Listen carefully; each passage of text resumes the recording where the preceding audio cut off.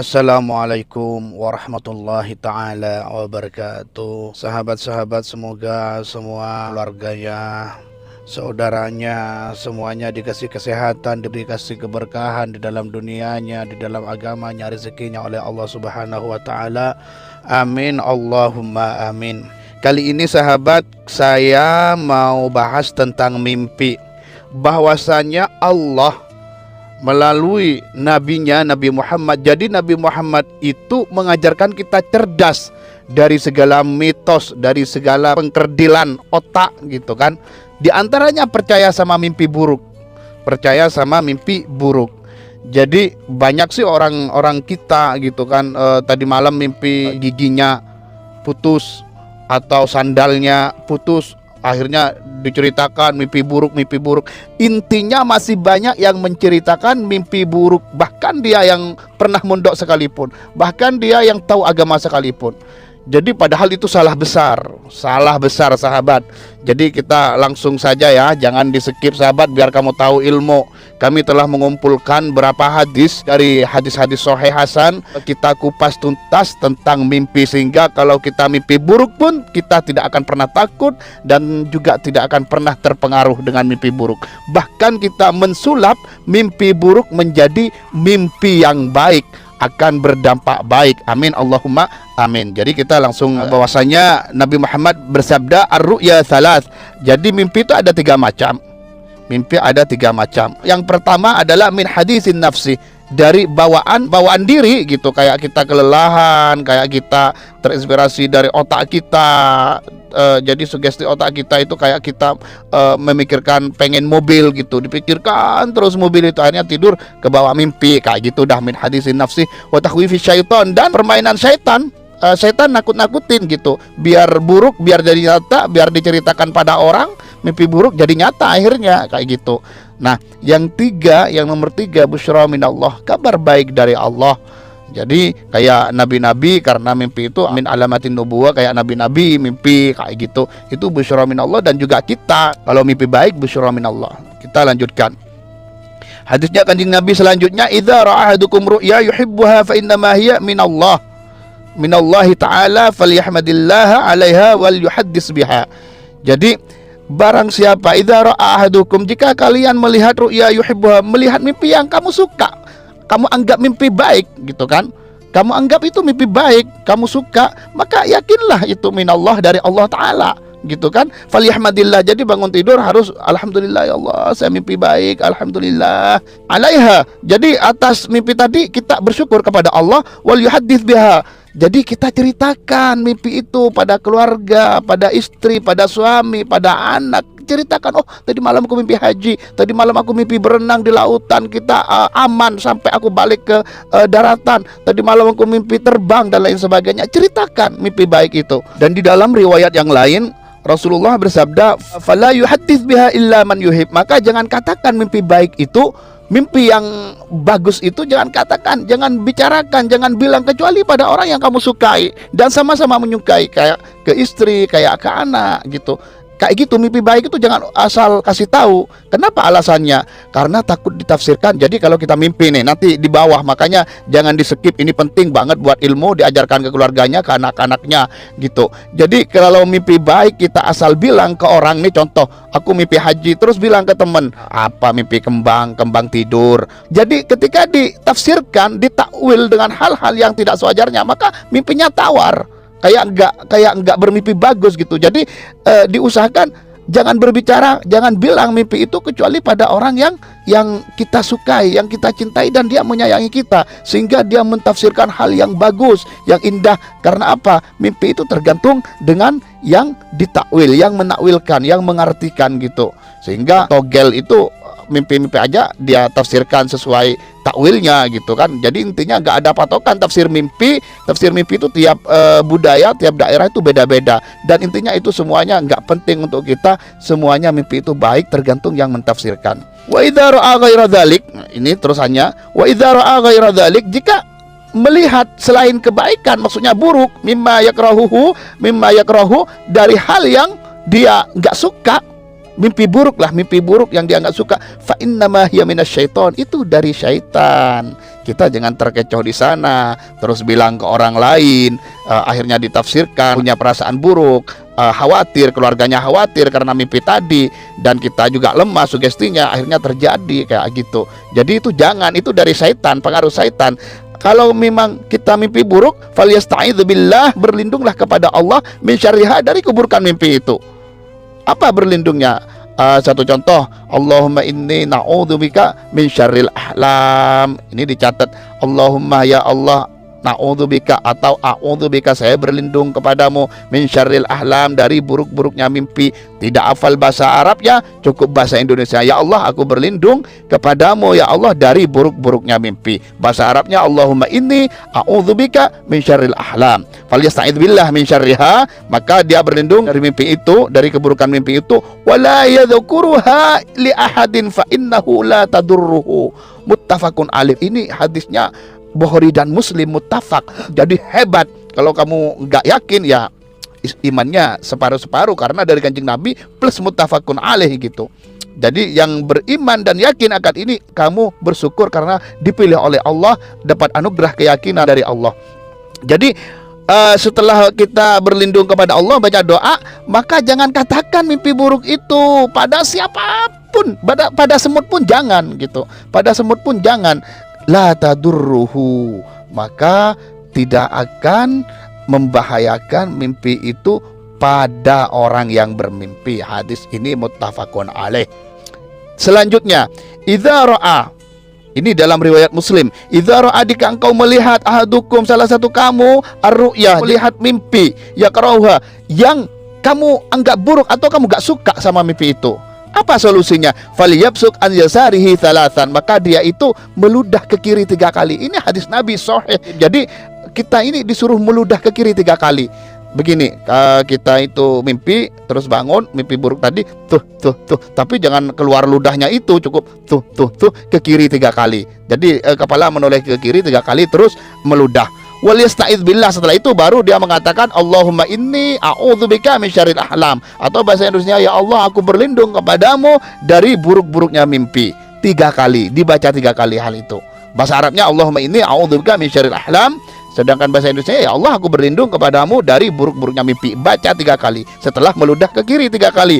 Falyatahawwal. Jadi kalau seumpamanya dia masih ngantuk di posisi tempat tidur nih, kan biasanya mimpi buruknya baru ingat ketika mandi, ketika berdiri gitu. Ini kaget, tidur murah-murah kaget gitu. Jadi lakukan, duduk, lakukan ludah 3 kali ke kiri, terus berlindung, baca doa berlindung kepada Allah 3 kali, terus falyatahawwal. Jadi falyatahawwal, maka dia pindah, bergeser dari tempat tidurnya, anjambihil ladzi kana alaihi. Jadi setelah dia itu meludah 3 kali, terus baca doa, dia geser berapa jengkal gitu dari tempat tidur yang pertama. Maka tidak akan terjadi apapun dengan mukjizah Kanjeng Nabi Muhammad SAW. Mukjizah dari sabda Kanjeng Nabi Muhammad SAW. Saya pahami tentang mukjizah ya.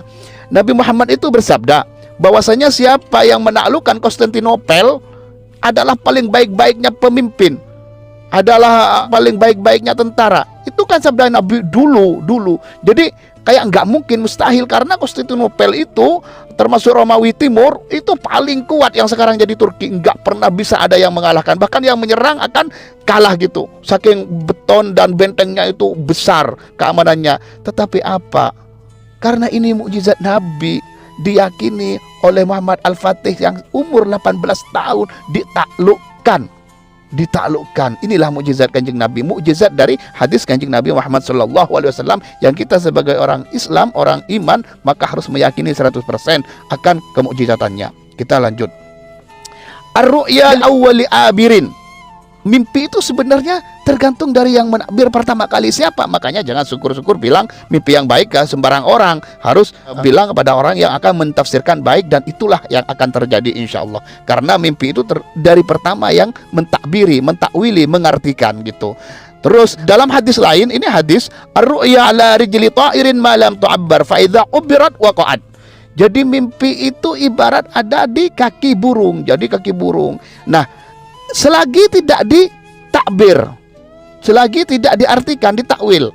Jadi kamu itu bermimpi nih, 3 hari kamu masih belum bilang sama siapa-siapa. Karena mimpi itu baik, belum menemukan orang yang kamu tanyakan dan mengerti hukum sehingga mengartikan yang baik. Jadi kamu simpen. Nah, ibaratnya itu di kaki burung gitu, yang terbang gitu. Nah, terus faidza ubirat waqa'at. Ketika ditakwil, maka terjadilah mimpinya. Artinya apa yang menakwil tadi? Jadi kamu bilanglah pada gurumu, terus dia bilang artinya ya itu gitu. Yang akan terjadi, ibarat burung jatuh, maksudnya berhenti di pohonan, lah di sanalah dia berhenti, kayak gitu.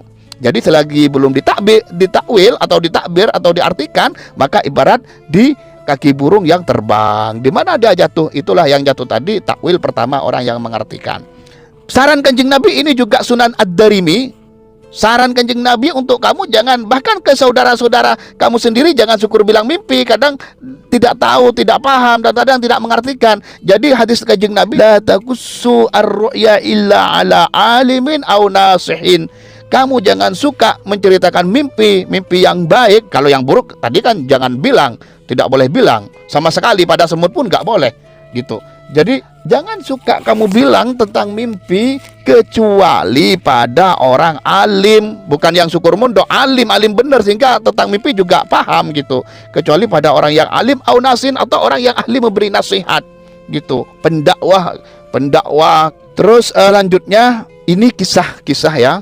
Ini juga hadis, kisah ada di Bulughul Maram. An Jabirin, dari sahabat Jabir, qala, bersabda, ja'a Arabiyun ila Nabi sallallahu alaihi wasallam. Orang Arab Badui, kalau dalam kitab istilah Arabi itu orang Arab Badui, pedesaan. Orang Arab Badui itu datang kepada Kanjeng Nabi Muhammad sallallahu alaihi wasallam, faqala, maka berkata orang Badui tadi, ya Rasulullah, wahai Rasulullah, raaitu fil manam, saya melihat di dalam tidur, maksudnya saya bermimpi ya Rasulullah, ka'anna ra'si duriba fatadahraja, sepertinya kepalaku itu dalam mimpi, kepalaku itu dipenggal gitu, dipenggal terus menggelinding kayak bola gitu.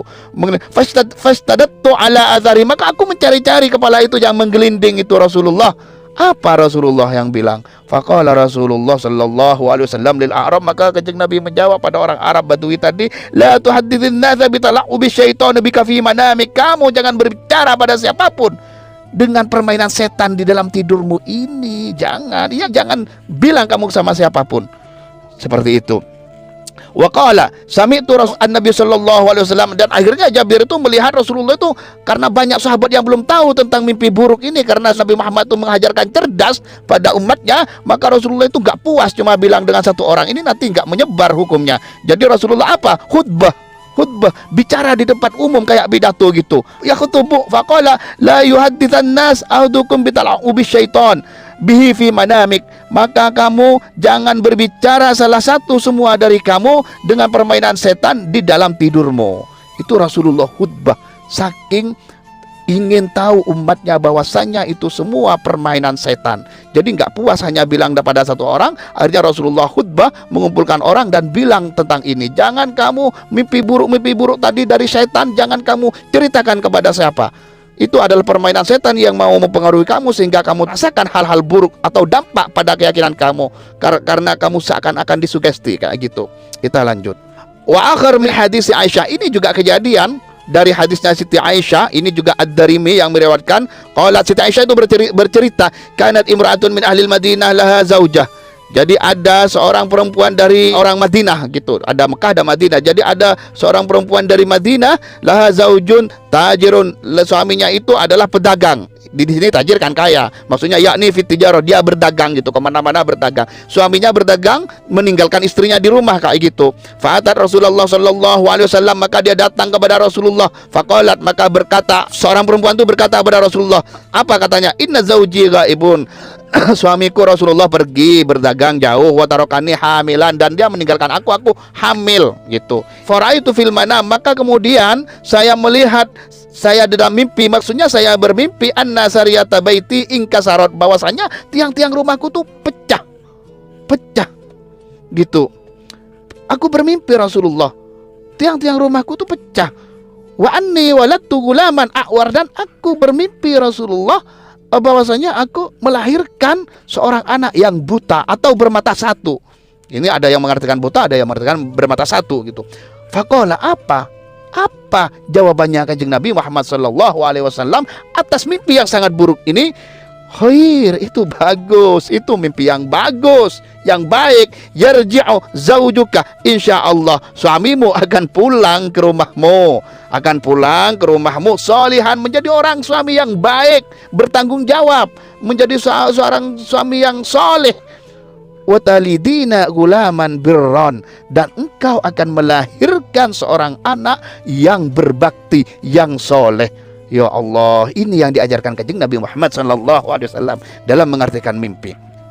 Jadi karena ini perempuan yang tidak tahu kalau mimpi itu seharusnya tidak dibilang kepada orang lain, kecuali ke orang alim, ke orang soleh, ke orang yang alim, walaupun buruk pasti diartikan baik. Tapi ingat sabda Kanjeng Nabi, jangan bilang sama siapapun kalau mimpi yang buruk seperti itu. Nah, seperti inilah ceritanya Kanjeng Nabi mengartikan mimpi yang buruk dengan hal yang baik, dan itu jadi nyata. Seperti itu, karena mimpi tergantung orang yang mentafsirkannya. Jadi di dalam hadis Kanjeng Nabi bersabda ini, di dalam hadis, idza abartum lil muslim ar-ru'ya fa'buruhu ala khairin fa innar ru'ya takuna ala ma yu'abbiruha sahibuha. Jika engkau mentakbirkan mimpinya orang Islam, orang muslim, mentakbirkan fa'buruha ala khairin, maka kamu harus takbir, harus artikan mimpi itu, harus ditakwil dengan hal-hal yang baik.